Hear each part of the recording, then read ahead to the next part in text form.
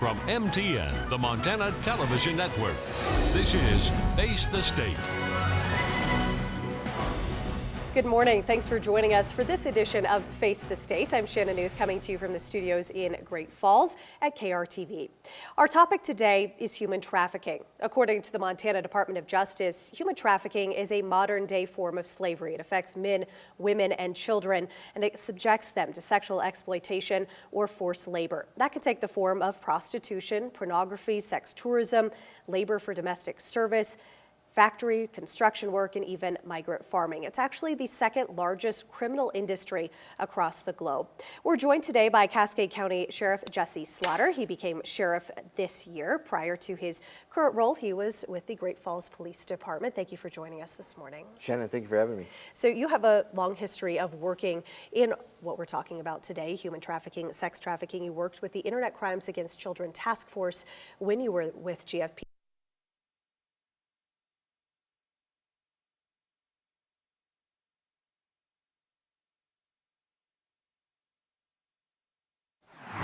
From MTN, the Montana Television Network, this is Face the State.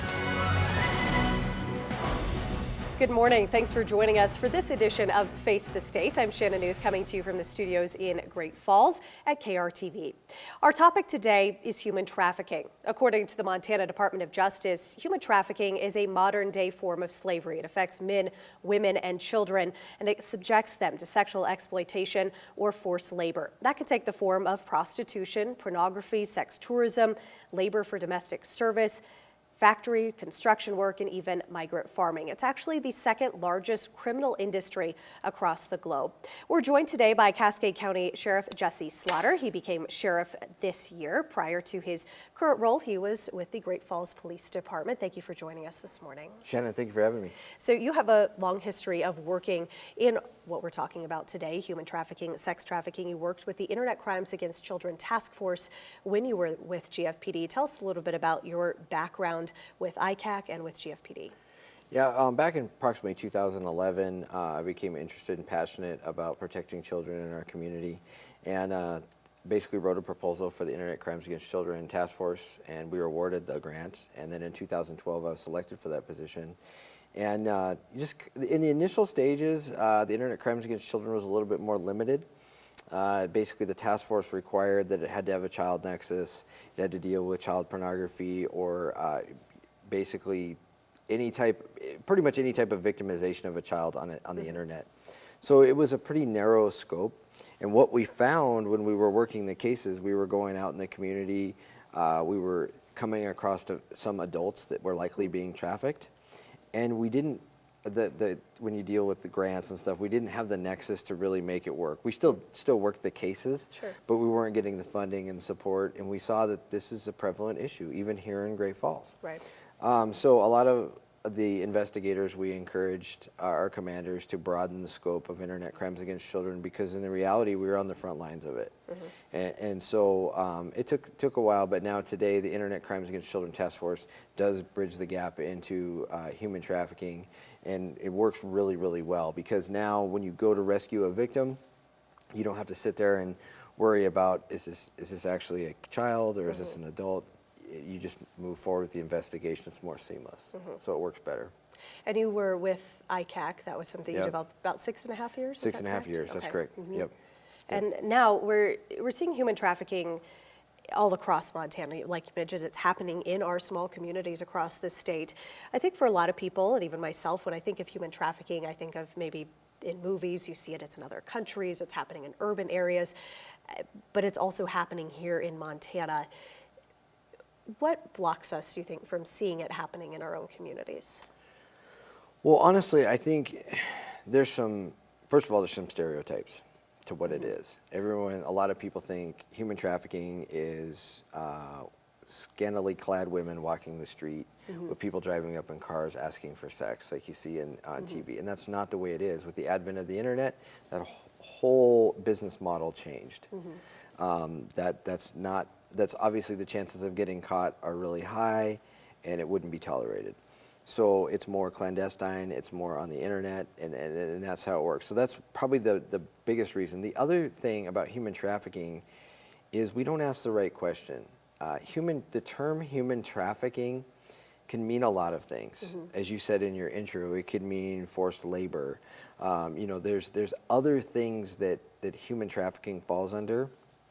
And oftentimes people, I think child sex slavery would be a better term, because it is, you're being forced to, you're a slave and you're being forced to conduct sex acts. So I think that's a better term, but this is just the term that kind of everybody's stuck with it.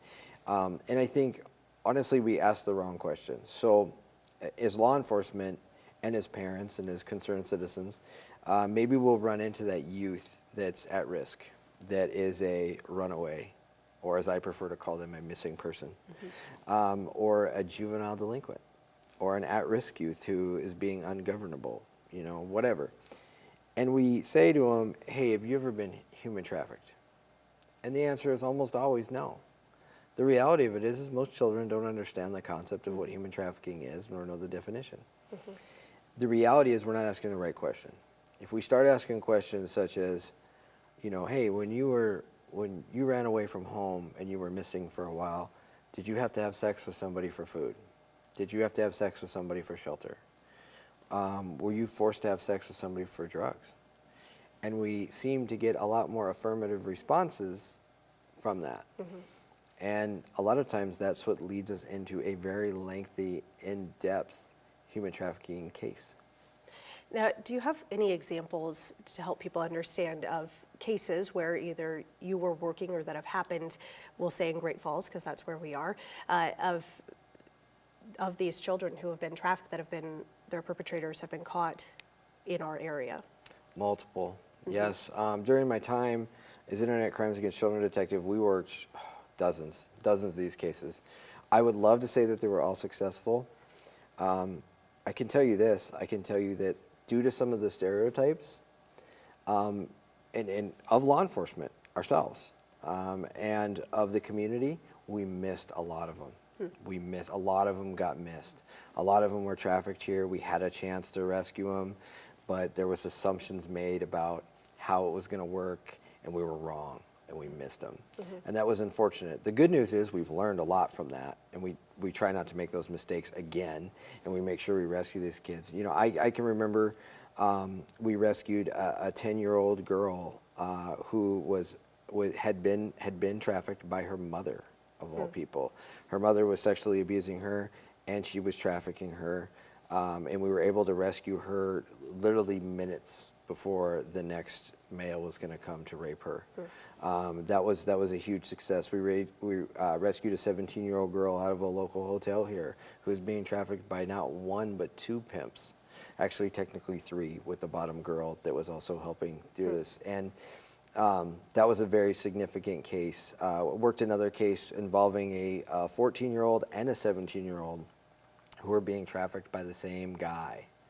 And that was a pretty lengthy case. That case had an interesting success story to it. How that case started was very fascinating. It was the Juvenile Detention Center asking the right question during an intake on someone being arrested.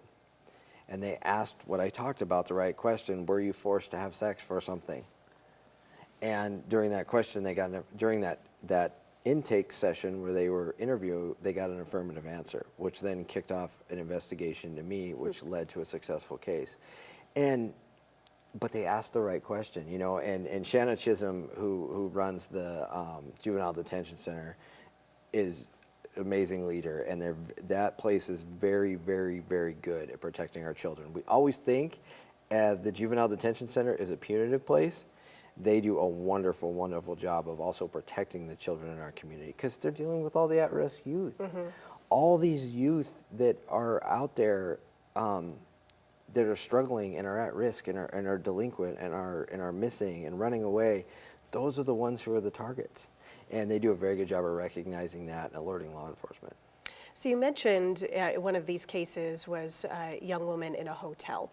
And I think back over the course of us as local media covering some of the stings and things that ICAC has done, that when big events come into town, your radars go up for that. Why is that big events that come to communities often trigger these hopeful arrests of perpetrators? So the traffickers recognize this.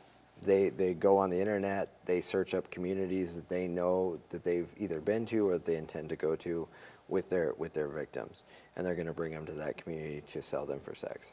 So they see a big event, and that means that the hotels are going to be full, that people will be on the internet looking for people to have sex with, likely. It draws its supply and demand. There will be a bigger demand in that community this weekend.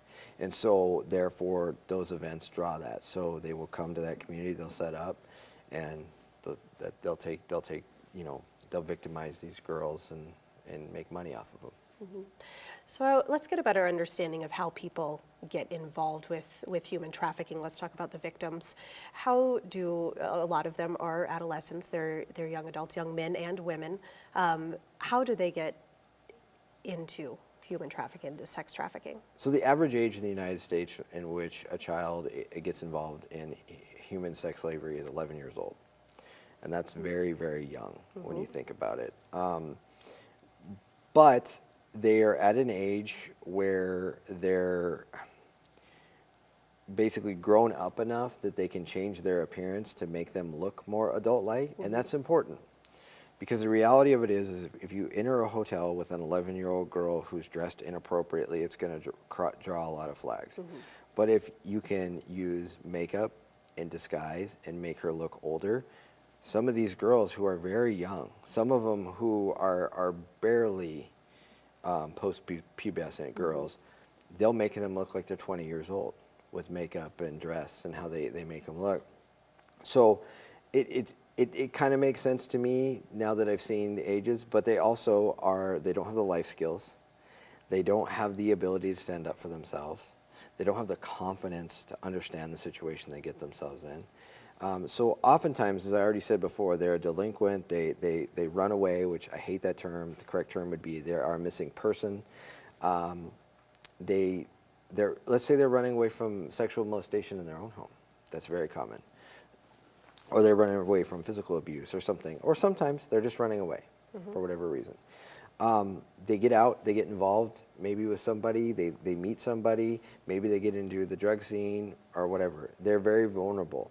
Their young age and their lack of life experience and confidence makes them an easy target, and these traffickers watch for it. One of their real common techniques is they'll go to, say, like a local shopping mall, and they'll see a group of girls. And how many people let their 11 to 14-year-old girls go to the mall together in a group? And they'll see the group of girls walk by, and they'll say hey to them. And the girl that turns and looks and responds, that's the girl he's going to go after. It's little techniques that are that simple. It's nothing, we all want to make it like it's really complex. But they offer them things. Oftentimes they'll offer to be their boyfriend. They'll take care of them. They'll give them money. They'll give them drugs. They romance them sometimes, or sometimes they coerce them. One of the big ways I saw in my work as an internet crimes against children detective was they coerce them on the internet. And how they would do that is they would use any app. Let's say it's Facebook Messenger, Snapchat, any of the common ones, TikTok, all those apps that are out there now, Instagram, you name it. And they get in a conversation with this girl. And they start telling her how pretty she is and all this stuff, and they're flattering her. And then they ask for her to take a naked picture of herself. So she sends a naked picture to the perpetrator. The perpetrator maybe sends one back, maybe doesn't really matter. Then he asks her at a later date to meet her somewhere. And there comes a point when even a young child knows, okay, wait, that's probably not a good idea. But then he tells her, if you don't come, I'm going to send this picture to your parents. If you don't come, I'm going to post this picture on the internet. And the most terrifying thing for young children is embarrassment. It is by far the most terrifying thing. And we cannot underestimate that. I think as parents sometimes we're like, knock it off. Quit getting embarrassed. But we need to recognize that's important to them. That's a big part of who children are, is building that confidence in themselves. And they get embarrassed, and so they're terrified to death of that. So they go and they meet, and then the perpetrator will rape them. And while they rape them, they take more pictures of them. And now they have more, basically, weight against them to coerce them later to do it further. And then the next time they tell them to sneak out, they're going to have them sleep with another man. And so that's just how the cycle works with a young female. And you brought up males, and I want to address that. When you're dealing with males, what often will happen is it'll be a male perpetrator, and he will contact a male online. But he'll have an undercover persona on, say, Facebook. We'll use that because it's a common one. And it'll be of a young, very good-looking woman. And he'll start talking because you don't know who's behind the computer screen. Right. So they'll start talking, and same thing, flatter him with, oh, you're so handsome, you're such a good-looking guy, and I'll send you a naked picture of me if you send me a naked picture of you, and they go back and forth. And then some point in the conversation, she's like, hey, would you like to meet me somewhere? The young man thinks this is great. He goes to meet her, fully knowing he's likely going to engage in sex. When he goes and meets her, he runs into a man. And the man, again, now uses those pictures against him and says, but if you get in the back of my car and do what I tell you, I won't. And the same cycle happens. And now with the young men who report far less than women, far less. I don't even have the statistic, but I bet you it's 95% less than women. Because now the fear of not only being trafficked, being raped, being horrifically victimized, but being labeled as a homosexual, all of a sudden compounds it. And they'll use that against them. They'll tell them, they'll say, they'll call them a queer, they'll call them homosexual, they'll use derogatory terms on them to purposely shame them into compliance. And those tools, they're very, very good at this. And those tools are very savvy. And you break these young adolescents who have no self-confidence down to the point that they have nothing left and they feel worthless. So they comply with being trafficked. They comply with being a sex slave. And a lot of times, I think that's an important thing to understand, because I think as a society, we see somebody being trafficked and we say, why won't they just run away? Right. Well, this didn't happen overnight. It didn't happen overnight. They were broken down. This is psychological component as well. Oh, totally. They break these people. They break their spirit. They break their will, sometimes even their will to live. They just don't even care. And then they inhibit them with drugs. Most of the victims that I've dealt with had a pretty serious drug addiction. They were, sometimes they start off as recreational users and they think it's fun because they're young and they're, into that. And then other times they're forced it. I mean, they're flat out held down and the drugs are forced into their body. So that's how kind of it starts. And that's something where you and I have had conversations before today about that, why victims don't leave, and we've touched on that, some of the psychological components as well. For some, it seems too that weighing the situations. So while it might be bad here, maybe it would be worse in a different scenario. Absolutely. So a lot of these victims, let's take for example the 10-year-old girl I told you who her own mother was selling her for sex. She was being sexually molested at home.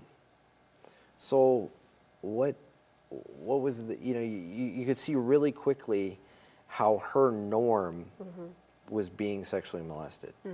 So after a while, whether it's being sexually molested by a stranger or being sexually molested by her own parent, that's what they grow up to understand. And so we always got to be careful not to be quick to judge these victims, because the simple fact is they've often been put in a bad situation.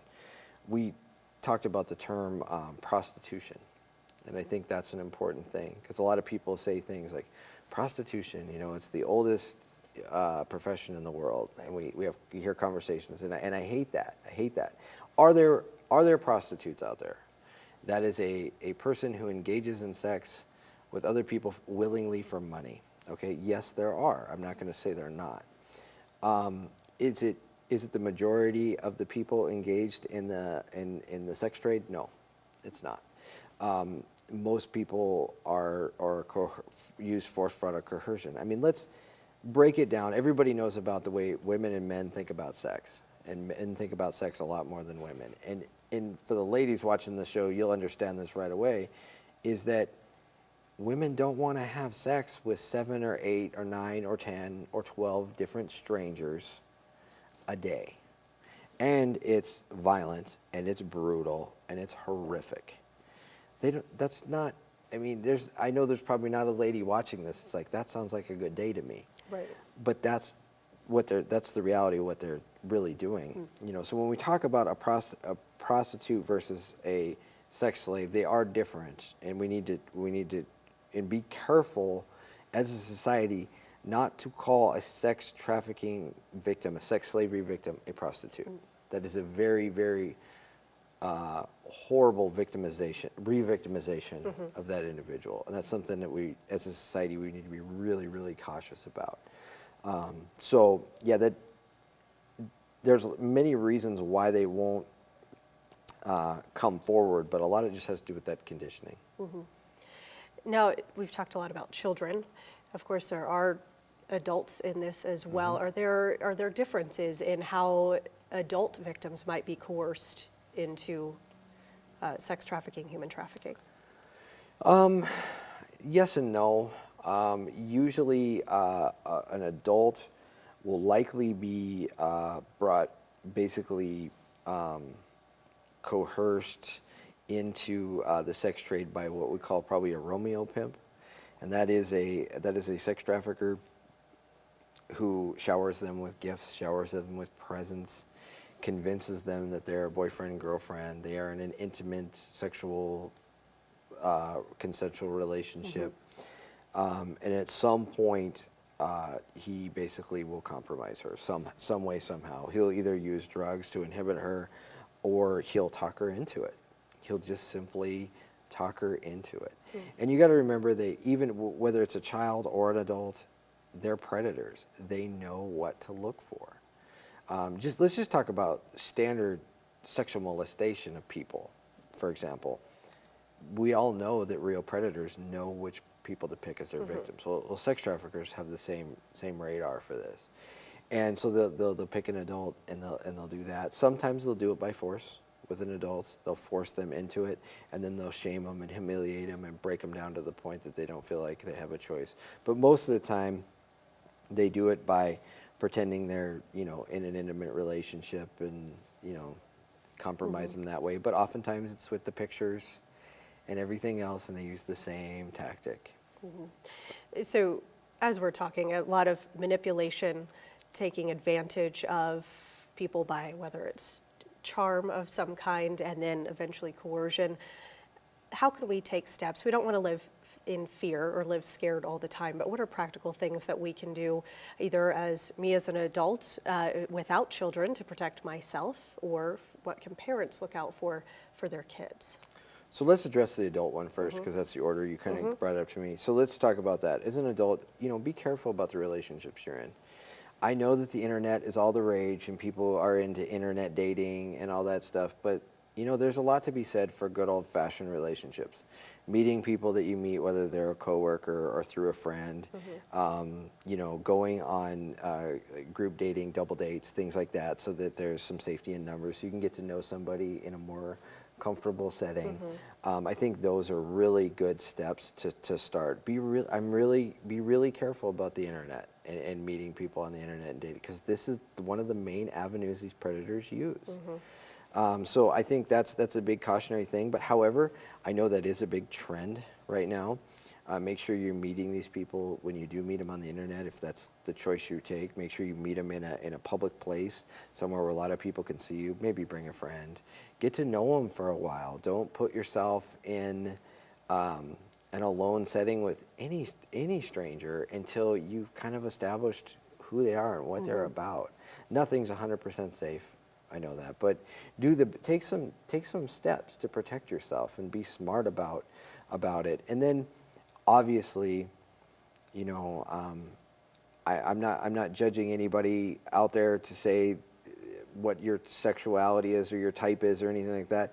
But I'd be really careful about having people take pictures of you in compromising ways, whether it be, with no clothes on or during a sex act, especially if you don't know the person very well, because it likely could be used against you.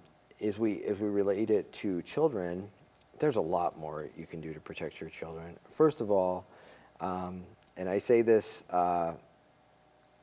with all sincerity, children do not need smartphones. They do not need a phone with every app that you can imagine, and the internet, and a camera, and a 4K TV and video capability. They don't need that. If you're worried about your child, there's plenty of flip phones and GPS devices so you can track them, and they can make phone calls. And hey, T9, remember T9 texting? It still works. I asked my 13-year-old son; he still T9s. But this technology is. These predators know about it, and they know that this is the kid's language, and they speak it, and they speak it so much better. And the other thing that parents don't understand is if you think you're catching up to your child and their technology, you're not. You're a mile away. They're so far ahead of you, it's ridiculous.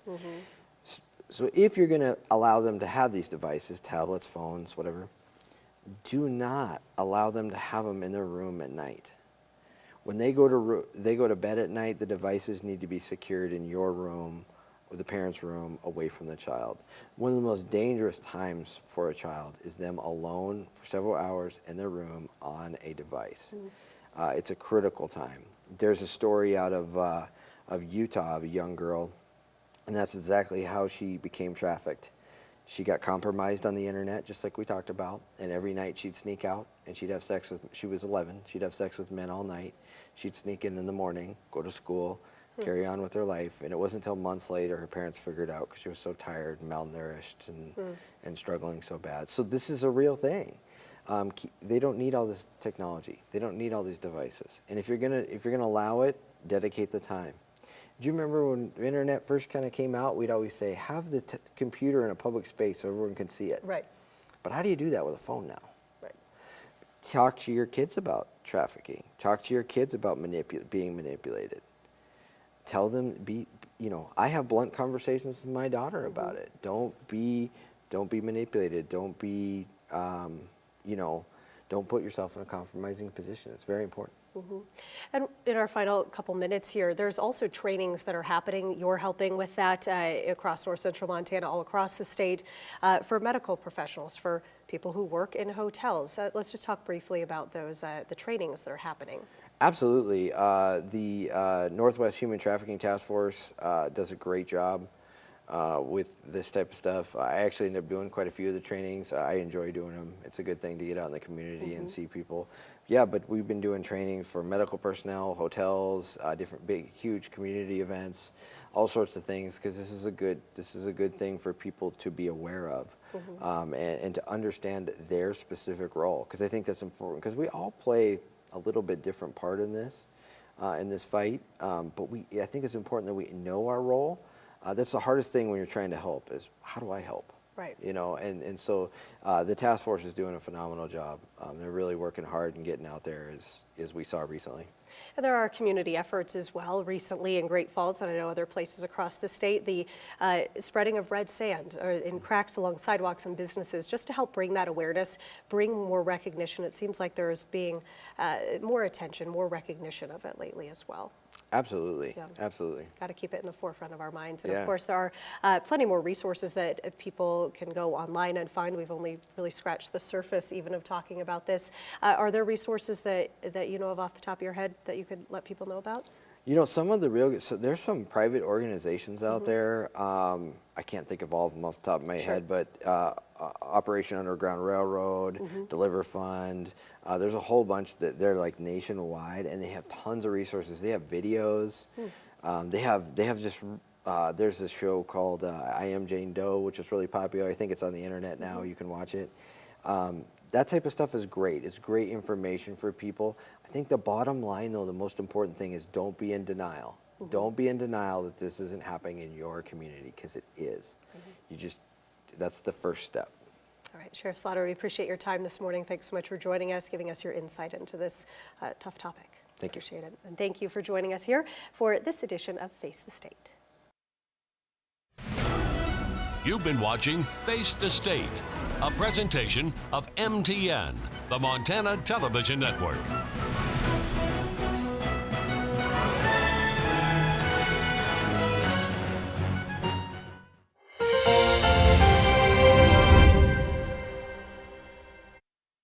At the base